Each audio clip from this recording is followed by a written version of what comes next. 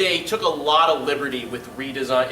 They go through a lot in the Star Trek series to show that this is a weapon that's been this weapon for a very, very long time. It harkens back to the origin stories. The origin stories of the Klingons, that it looks this way, that it's used this way, and every time I saw one, and you didn't really get to see them a lot on screen, you kind of saw them jumping around in the background and stuff like that. There were ones where they had redesigned it to go in all different directions and have different stuff to it, and I felt like that was a little weak, but it's not one of those things that you can sit and complain about without making this voice. I don't know why the Klingon badges were so screwed up. Let me tell you something. If you remember watching season 1, episode 4, they specifically say. So that's just a little nerdy on my part. But it was something that I noticed. The comic book character from Simpsons. Pretty much. Well, here's something else you and I both share, and that's an interest in politics. There was politics in this movie. Yeah. You want to talk about that? No. I think we should. The end of the movie is dedicated to the 9/11, I think it was victims and heroes in the past. The theme of this film is a obscure person, or obscure terrorist character who causes a major explosion. There is an overreaction to that explosion that causes them to start, or to almost start another war. Sound familiar to anybody? Yeah, it's Iron Man 3.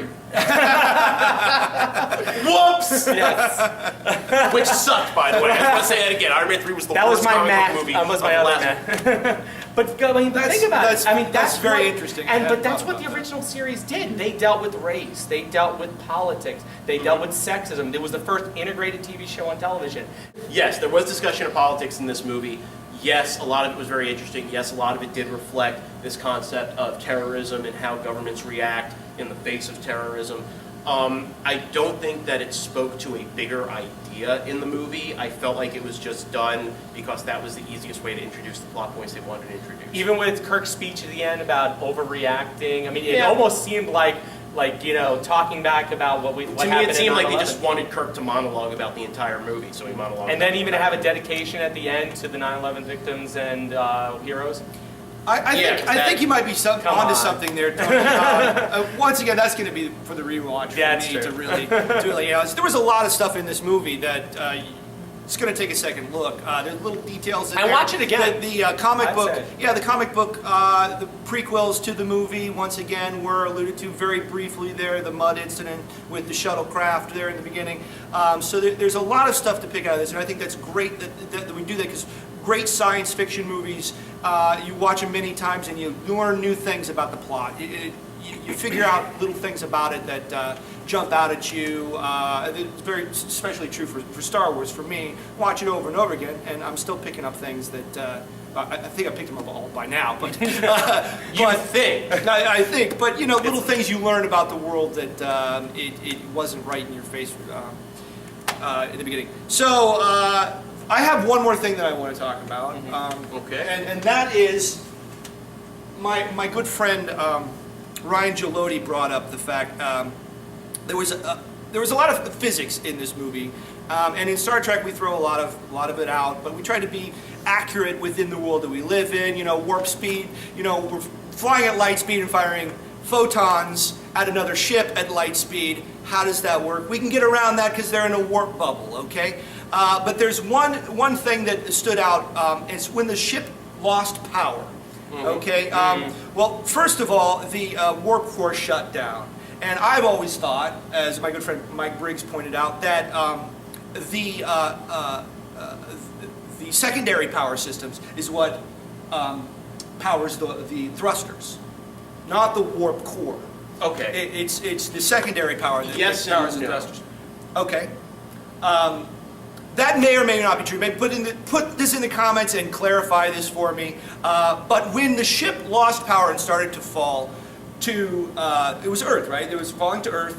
Yes and no. Even though they were stopped around Jupiter and weren't able to travel, they still somehow fell to Earth. It's not very clear. But when something falls out of orbit, if it's actually in orbit around the planet, it's going around 44,000 miles per hour. Once again, you can comment and correct me on this. But the reason it burns up is because it's going so fast, and it connects with the atmosphere and burns up because of the friction, because it's going so fast. When something falls directly to Earth, not in orbit around it, but directly to Earth. It travels through the atmosphere at 9.8 meters per second squared. That's the acceleration rate. But it will reach a terminal velocity. That terminal velocity is based on the resistance of the wind, and that is not, or the air, and that is not enough to burn something up in the atmosphere. So when the ship was falling directly to Earth, it was burning up. I don't think it should have been. I think it should have reached a comfortable terminal velocity. It would have been fatal when it hit, of course, but we shouldn't have seen all kinds of burning in that. That maybe you guys can. That was your clarify problem, not the fact that he has a transporter this big in his passenger seat that teleports him all the fucking way to Kronos, even though in the latest versions of Star Trek, Mark, you cannot teleport that far. Absolutely, not to mention, it takes almost 3 days at warp factor 7 to get to Kronos from Earth. Yet somehow the Enterprise made it there in 2 hours. That actually brings up another point, though. This Khan is not only not the Khan of the original series. You can't deal with the timeline. This Khan is like ridiculous strong. He's not just like I mean, first of all, Kirk beat Khan in a fight. He outthought him and he grabbed the pipe.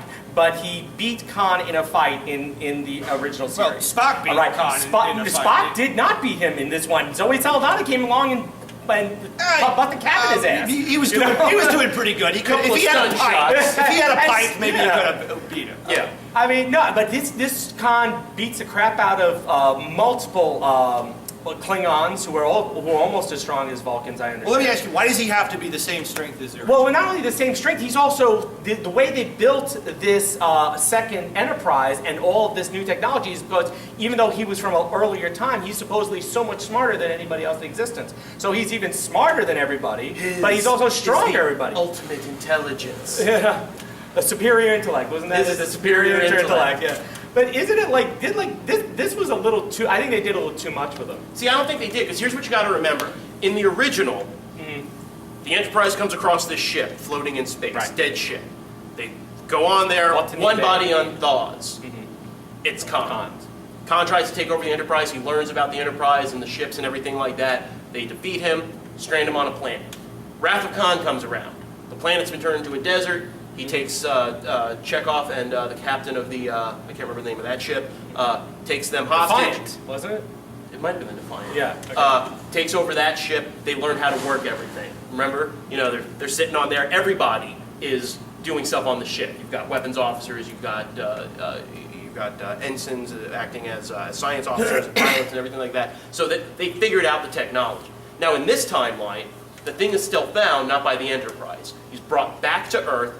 And they teach him all these things so he can use his vast intelligence to learn all of this and then utilize it to build weapons. Because his mindset is based on not trying to improve their scientific discovery capabilities or their travel capabilities, but their weapons capabilities. So the idea being that it's not just like they unthawed him and he set up and he was like, oh, something bigger than the Enterprise that fires bigger lasers.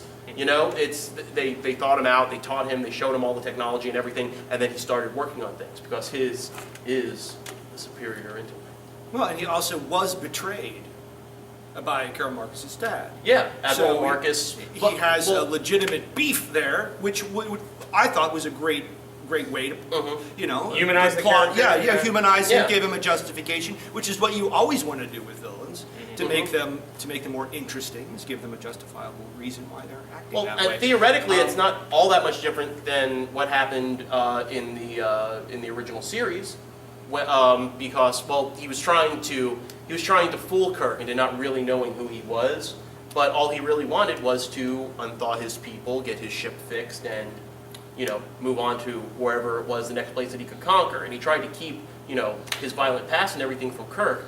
But Kirk continued to say, oh, well, let's hold off on thawing everybody out until we figure everything out and whatnot. And he sort of used that as a little bit of leverage against Khan, which caused Khan to take the more drastic action of using the Earth historian on the Enterprise to his needs to unthaw the rest of his people and take over the Enterprise and the better ship. It just seemed to me like, I was talking earlier, giving J.J. Abrams and Chris Pine a little problem on Kirk. Even if you had the original Kirk as smart as he was, who outthought Khan in two both the original series and in Wrath of Khan, I don't think Kirk could have outsmarted Benedict Cumberbatch. He did. Well, Spock did, but basically they defeated Khan the same way in both movies.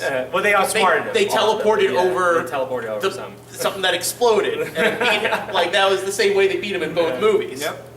It was just a different thing. Yep. But don't give him the Vulcan neck pinch, because apparently that doesn't even work on him. I thought like a Vulcan neck punch would work on a rock. I loved that moment, by the way. Really? To see the Vulcan neck pinch Fail. but he's in so much pain and he's fighting it. That was a lot of fun to me. That is and it showed how strong he was. But even the Vulcan neck pinch has its limits, but it can affect him. Oh God, that was. And that was a what's great interesting? moment. If you're a fan of the folklore of Star Trek, like some of the original novels and stuff like that, you know that in the history of the Vulcans, they were originally a very violent people, and they would try to mind meld with their opponents during fights.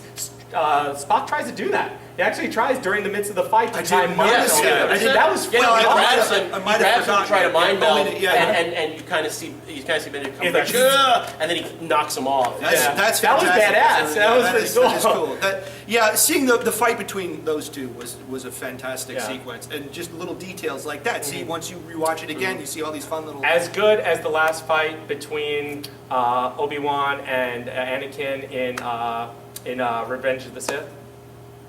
Was it as good as What? Why? I'm just would making a you good bring fight. that in? I just want to come up with another fantasy sci-fi end fight, because that's like one of my favorite fights ever. I don't know. Really? That's one of that. Really? The movie's terrible. Really? But that's On that note, I think we're done. Yeah. Thank you for watching. We watch movies 24/7. Leave your comments. I probably got a lot of things wrong, so clarify it for Are we us. going to rate it? Mess it Oh up? yeah, we forgot to rate it. We're going to do it from warp 1 to 10. What did you think of the movie, Tony? 6.5. 6.5. Mark. Warp 9. Engage. Oh, nice. I am going to give it a warp 9 myself. The only reason I'm not giving it the last warp is because of some of the moments that are a little questionable. Might be a little cheesy. I have to rewatch it again. I might change my warp factor there. Thank you for watching Movies 24/7. I'm Will Hageman. This is Tony and Mark. Join us again. Once again, thank you to the Regal Cinemas at Point Orlando. Check it out. They have the only IMAX in town. Also, come check out the Orlando Improv. Thanks a lot.